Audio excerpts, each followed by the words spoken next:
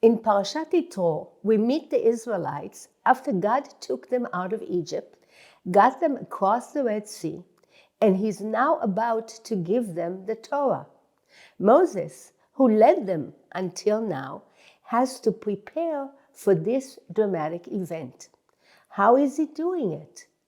As God instructs him, he has to teach them about purity and sanctity, about washing their clothes, and about the need to avoid going near a woman.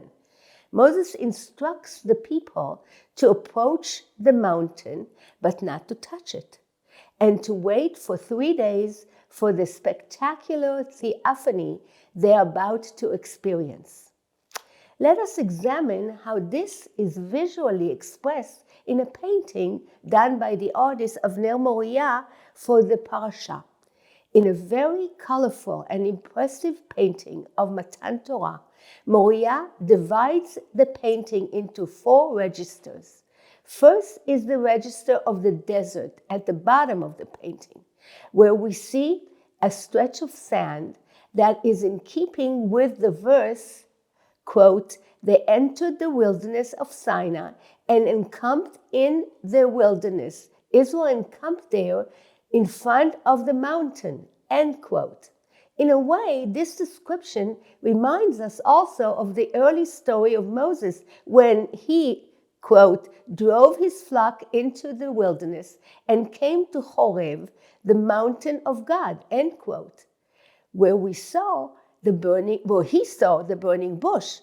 Here is where he is giving the godly command to lead the Israelites out of Egypt. Second is the register of the Israelites. Here we see the people of Israel being led by Moses, quote, out of the camp towards God, and they had taken their places at the foot of the mountain, end quote.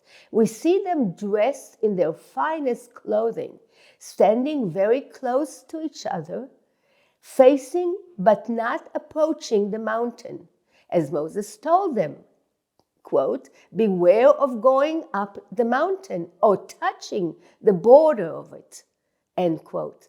Thus, they are gathered near the holy mountain to hear the words, quote, "If you will obey me faithfully and keep my covenant, you shall be my treasured possession among all the people, a kingdom of priests and a holy nation," end quote.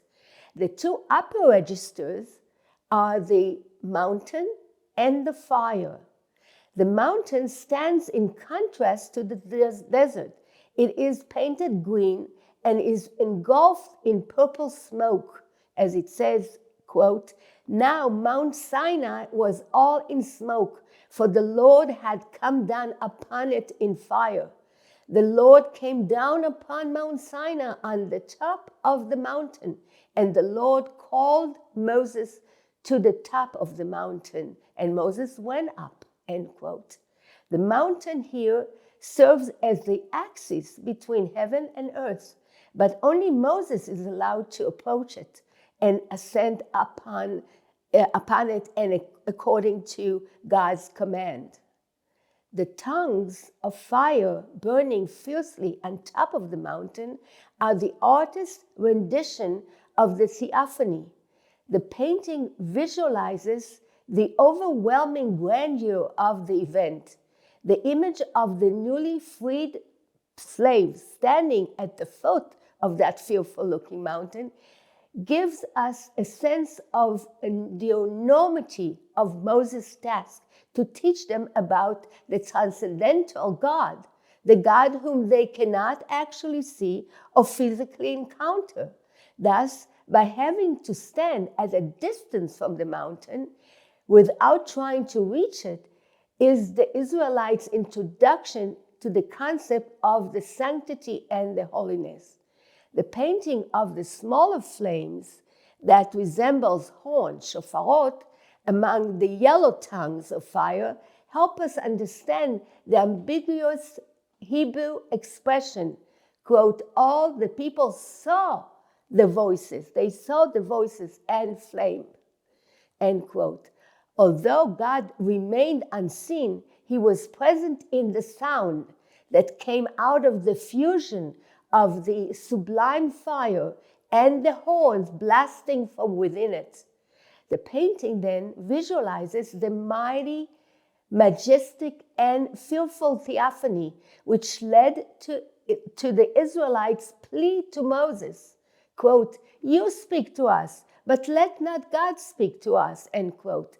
They remained at a distance while Moses approached the thick cloud where God was. Moses is not figured in the picture, but he continues to deliver God's words to the people from the cloud.